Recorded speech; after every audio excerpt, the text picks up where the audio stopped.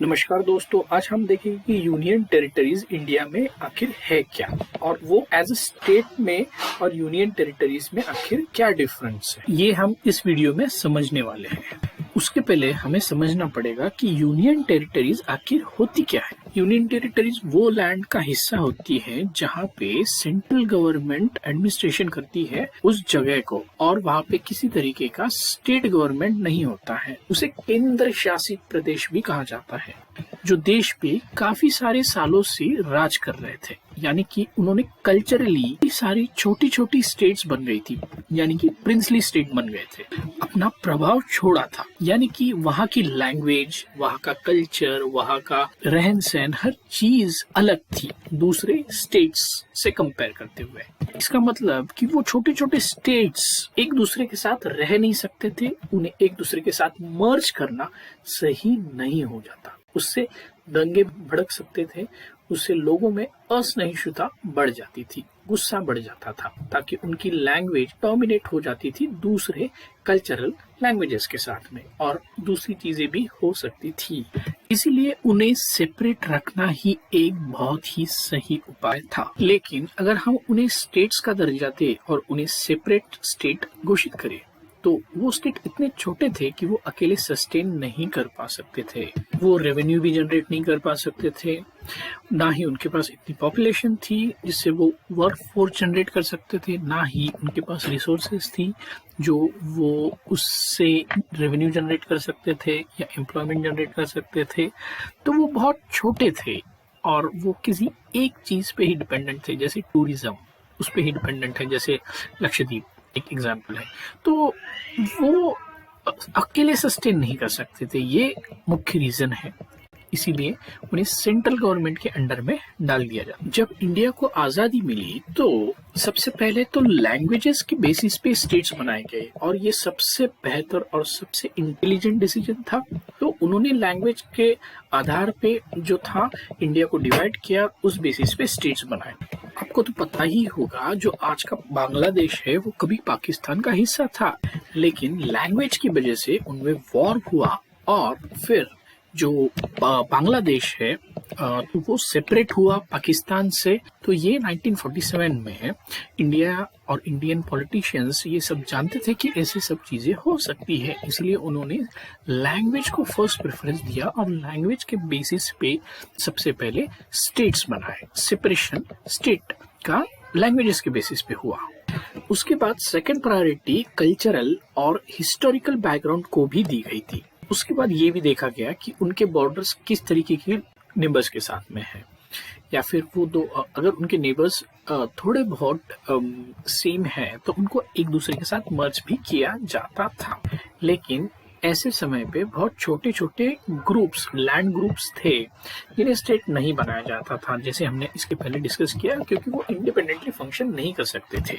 कुछ ऐसे भी एरियाज थे जहाँ पे इंडिपेंडेंस इंडिया को मिला था, लेकिन उस एरियाज में इंडिपेंडेंस अभी भी नहीं मिला था। जैसे कि एग्जांपल है गोवा, दमन एंड दीव, जो बल्कि पोर्तुगीज के अंडर में थे। लेकिन 1961 में मिलिट्री का यूज करते हुए इंडिया ने वहाँ के लोगों को और वहाँ के एरिया को पोर्तुगीज रूल से फ्रीडम दिला दिया, और उस एरिया को फिर इंडिया के अंदर मर्ज किया। बट फिर भी लेकिन गोवा, दमन एंड दीव 400 सालों तक पोर्तुगीज के अंडर में थे, इसलिए उनके वो कल्चरली लैंग्वेज भी उनका काफी डिफरेंट था, इसलिए उन्हें किसी स्टेट में मर्ज करना भी आसान नहीं था।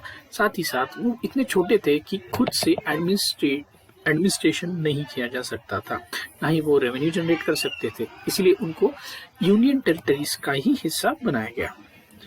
बाद में 1987 में गोवा इतना इंडिपेंडेंट हो गया था कि वो उसे एज अ स्टेट का दर्जा दे दिया गया था। गोवा भारत का सबसे पहला यूनियन टेरिटरी बना था। दूसरा यूनियन टेरिटरी का एग्जाम्पल है पौंडीचेरी, जो फ्रेंच के अंडर में था।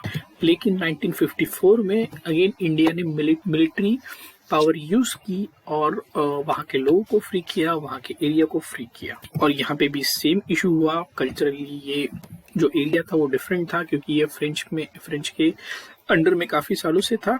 बाद में लैंग्वेज भी डिफरेंट थी और बाकी के जो एरियाज थे, बाकी के जो स्टेट्स थे इसके बॉर्डरिंग के, वो भी काफ़ी डिफरेंट थे, इसलिए उसे मर्ज नहीं किया गया है और उसको फिर यूनियन टेरिटरी घोषित किया गया। तीसरा एग्जाम्पल है दिल्ली।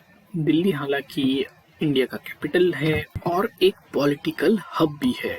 यहाँ पे अगर हम किसी एक स्टेट गवर्नमेंट को अगर दिल्ली की पावर दे देते हैं तो उसका मिसयूज हो सकता है और उसका एडवर्स इफेक्ट जो है वो पूरे देश पे पड़ सकता है, क्योंकि वहाँ पे प्रेसिडेंट रहते हैं, वहाँ पे प्राइम मिनिस्टर रहते हैं, वहाँ पे आर्मी के चीफ्स रहते हैं और वहाँ पे काफ़ी सारी इम्पोर्टेंट चीज़ें जो पॉलिटिकल इम्पोर्टेंट चीज़ें वहाँ पे है, इसलिए उसे भी सेंट्रल गवर्नमेंट के अंडर में ही रखा गया है।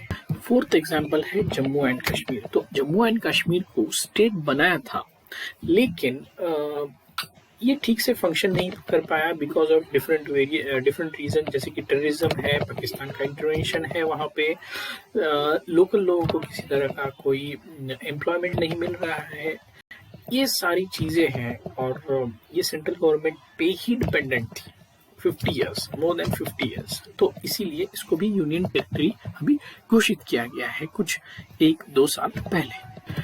अभी स्टेट को दो हिस्सों में डिवाइड किया गया है, एक है Jammu and Kashmir union territory और दूसरा है लद्दाख यूनियन टेरिटरी। सो 2019 में इसको एज अ 2 हिस्सों में यूनियन टेरिटरीज बनाया गया है। फिफ्थ एग्जाम्पल है चंडीगढ़। तो इसको 2 स्टेट्स का कैपिटल बनाया गया था, लेकिन ये ठीक नहीं था कि दो स्टेट का ही कैपिटल बन जाए, तो इसीलिए इसको भी यूनियन टेरिटरी बाद में बनाया। सिक्स्थ एग्जाम्पल है अंडमान एंड निकोबार। तो ये भी बहुत छोटे छोटे आइलैंड्स हैं और ये भी एज अ स्टेट फंक्शन नहीं कर सकते, इसलिए इन्हें भी यूनियन टेरिटरी का हिस्सा बनाया गया है। सो इंडिया में आज 8 यूनियन टेरिटरीज है जो इस प्रकार है: Andaman and Nicobar island, Dadra and Nagar Haveli and Daman and Diu. उसके बाद है चंडीगढ़, उसके बाद है लक्षद्वीप, उसके बाद है पुदुचेरी, उसके बाद है दिल्ली, उसके बाद है लद्दाख और उसके बाद है जम्मू एंड कश्मीर जो न्यूली क्रिएटेड यूनियन टेरिटरी है, लद्दाख एंड जम्मू एंड कश्मीर। और 28 स्टेट्स है एज पर 2022।